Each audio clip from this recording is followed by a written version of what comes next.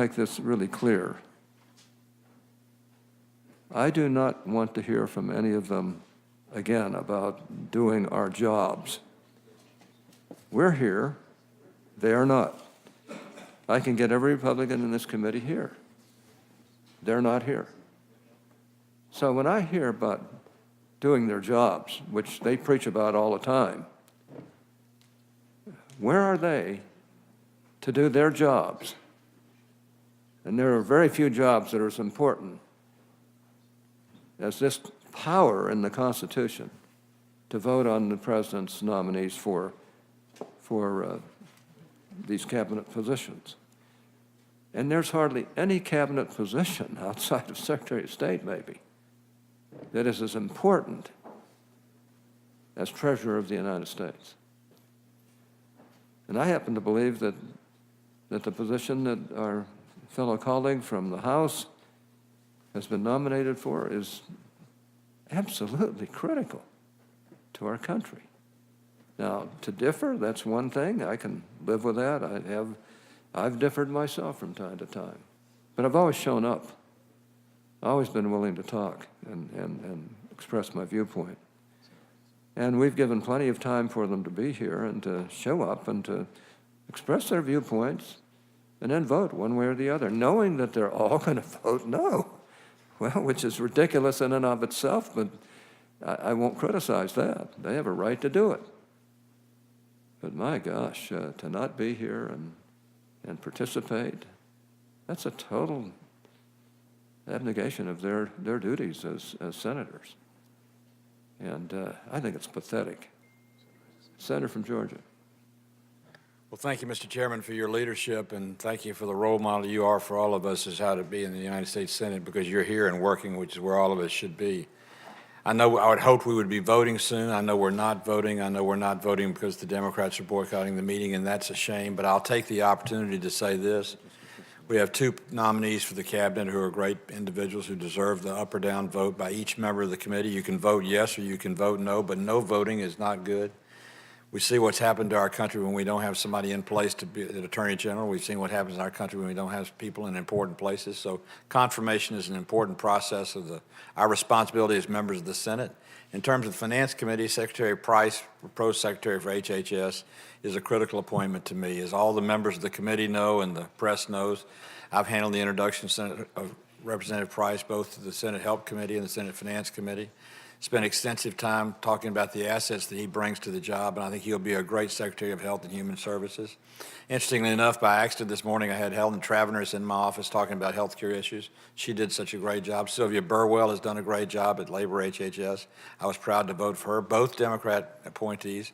And now that we have a Republican appointee, it is a shame that because of partisan politics, which I guess is the reason, that we're not allowed to have a vote on a man who has an outstanding record as a physician, an outstanding record as a member of Congress, an outstanding record as a private citizen in the United States of America, who's an outstanding family man and a great individual. Tom Price is the right man at the right time for the right job. And when people complain about us not getting to Obamacare yet, one of the reasons we're not is we don't have a Secretary of HHS. And the longer we have boycotts of meetings, the longer that's protracted, the longer it's going to be before we can get the replacement for Obamacare done. So, Mr. Chairman, I appreciate your leadership, appreciate you giving me a chance to say something. I'm here, I'm ready to vote, and I hope the Democrats will come to the table soon and do the same thing. Well, thank you, Senator. I'm here and I'm ready to vote, and it's astounding to me. I mean, I'm still nonplussed here that they won't even show up for a vote, knowing that they're all going to vote no. You know, do we hate people so badly in this country because we differ with them that we can't even do our jobs? I think that's pretty pathetic. And, you know, I understand that they're very upset at Donald Trump and his administration. But to cripple the administration right out of the box is certainly not the way to do things. And it's beneath the dignity of this body. It's beneath the dignity of this committee. And I'm very disappointed that at least some of them aren't here. They don't all have to be here, but we need at least one in order to proceed. Maybe we got to change the rules so that we don't need to accommodate a situation like this where people are unwilling to do their duty, unwilling to even show up, unwilling to even vote no against a candidate that, or candidates that they don't like. And I challenge them to tell me why they don't like these two candidates, far more than just the ideological differences. These are two really fine men, and they have fine reputations. And both of them are sacrificing financially and otherwise to serve their country. And it's hard for me to understand this, but we'll just keep trying to get them to do their jobs, and hopefully they'll come and do them. But this is without precedent as far as I'm concerned. And I just don't see it. I just don't understand this at all. In fact, I'm nonplussed by it. And this is one of the most disappointing days in my 40 years in the United States Senate. And it's not just happening in this committee, it's happening elsewhere as well. So at least the Judiciary Committee, they hate the fact that Jeff Sessions is going to be Attorney General of the United States, but at least they showed up. I was there, and I'm going to go back, I guess. At least they showed up, and they're going to give their statements, and I'll respect them for that. And they're all going to vote no against a colleague, and they're going to vote no against a colleague from the House in this committee. But at least they ought to vote. And all I can say is that I've about had it. I'm not going to keep this going. What? I think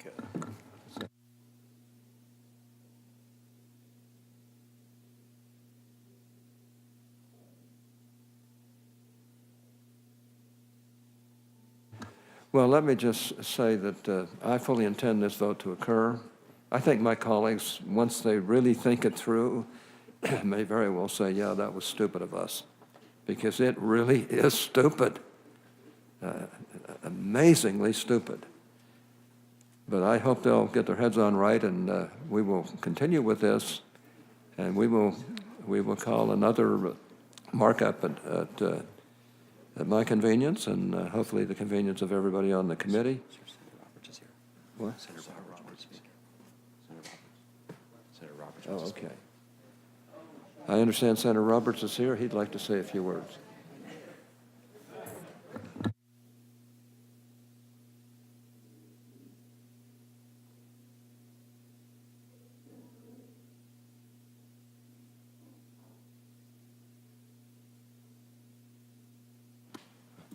Mr. Chairman, even though I obviously have a cold, I want you to know that I am reporting for duty and ready to vote. I note with interest that all we see is empty chairs over there. I certainly wish that we could, it says right here, we have an agenda for a business meeting. And I guess our friends across the aisle are more interested in holding a press conference and just simply being obstructionist. I hope that changes. Sooner or later, we're going to have to get this done, and I guess it is what it is. But I think it's most unfortunate and does not represent what we expect with regards to this committee under your chairmanship, and for that matter, when the minority was in the majority. I don't know, I can't remember a time that I've been on this committee where people just didn't show up. So it is with deep regret that I find this circumstance, and we'll just have to do some convincing, maybe a little arm twisting, see if we can't get our colleagues to get back and let's get this business done. I think the people of our great nation expect us to do our work. That was probably one of the biggest things that I know I heard for several elections back, that we just didn't get anything accomplished. And we are ready to do business to get things accomplished, or to have these people nominated and take charge of their various duties, whether it be Tom Price or Steven Mnuchin, or anybody else in the Help Committee. I suppose this is going on at the same time, too. I find it very regrettable. You know, there is I've always thought of it as a blanket of comedy that surrounds us all in the Senate, and you don't want to lose that. And I think there's a lot of string pulling going on right now that could really harm the relationship between both of our parties. This doesn't really do any good except to pull on those strings. And then it affects everything else. So I'm extremely sorry that they have chosen not to be here. I'm ready to vote. I wish they were. Thank you, Thank you, Senator. sir. Thank you. Senator Thune, you've just arrived. Thank you, Mr. Chairman. I've heard a number of my colleagues, yourself included, Mr. Chairman, talk about the failure of our colleagues on the other side to carry out their constitutional responsibility, and that's really what this is. We have a job to do here. We need to discharge our these nominees and get them out to the report them out to the floor where they can be considered. There'll be time, obviously, to debate their qualifications at that time, but the very fact that members on the Democrat side of this committee have opted not to show up at all, I think suggests that they are not taking the responsibility that we have as senators seriously and carrying out those duties that the American people entrust us to carry out. So, and I would say, as has already been pointed out, many of us come to this committee during different administrations. I've been here now through multiple administrations, both Republican and Democrat, where there have been nominees that have come in front of this committee that I haven't agreed with on much of anything. But I also understand that the government has to function. And the departments of Treasury and the Department of Health and Human Services are critical to this country's, this government's ability to function. The Treasury Department obviously has a tremendous role to play in our economy.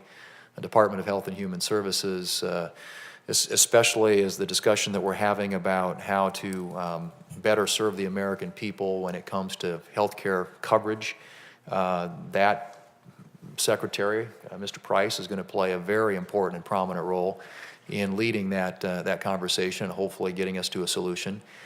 And so the fact that these two people are bottled up and are being held here is really disgraceful. And it is, as the chairman's pointed out, you've been here longer than some of the others, and Senator from Kansas has been here, and Senator from Georgia and I came here about the same time. So we've had our share. We've seen a number of nominees come through here, but in your experience, to hear you talk about the way in which the Democrats are conducting themselves with respect to these two nominees is I think very telling about the level to which the dialogue here has sunk. So I hope they'll come to their senses and realize that even if they disagree with them, even if they want to vote against them, and that's their prerogative, as has been pointed out multiple times here, they'll get that opportunity to weigh in. They've had that chance. There's been plenty of due process here at this committee. I've attended the confirmation hearings that have been held for both of these nominees, and they've gone on many hours, and members on both sides have had opportunities to ask questions in multiple rounds. It wasn't like there was any attempt, Mr. Chairman. You've always run this committee in a very even-handed and fair manner. Members on both sides had an opportunity not only to ask questions here at the hearing, but also subsequently for the record. And those those questions and responses are available for members to look at and inspect as well. So this is just purely obstructionism and delay, nothing more, nothing less, nothing else. And it's unfortunate for this committee, but more importantly for the people of this country, who I think have a reasonable expectation that whether or not they agree with the current administration, that administration ought to be able to have members of their team in place to conduct the important business that happens on a daily basis here in the nation's capital. So I hope that will change and that we'll have the opportunity to at least report these nominees out and consider them on the floor of the Senate, where they can get that up and down vote, and where members on both sides will have an opportunity to register their support or their opposition. But simply obstructing this process from even proceeding is a level of obstructionism that I've not seen in my time here, and certainly doesn't sound like the chairman has in his time here either. So I hope that changes, and that we'll get on and about the important business that the American people sent us here to conduct. Thank you, Mr. Chairman. Well, thank you. This is extremely disappointing to me. I have to say, I fully intended, and I always have, to treat our colleagues on the other side who differ with us, or even colleagues on our own side who differ, with great respect and dignity, so that they have every opportunity to express themselves. But, you know, to not even come and express themselves, I mean, it's a dereliction of duty. And especially since we've given them plenty of notice, and we've worked very closely with them. They indicated they would come, and all of a sudden we have this. I don't get it personally. I mean, I just plain don't get it. Like I say, it's a dereliction of duty. Now we'll keep the record open. We will recess until at the will of the chairman, and come back as soon as we can get our colleagues to come and vote one way or the other. And they have every right to express themselves through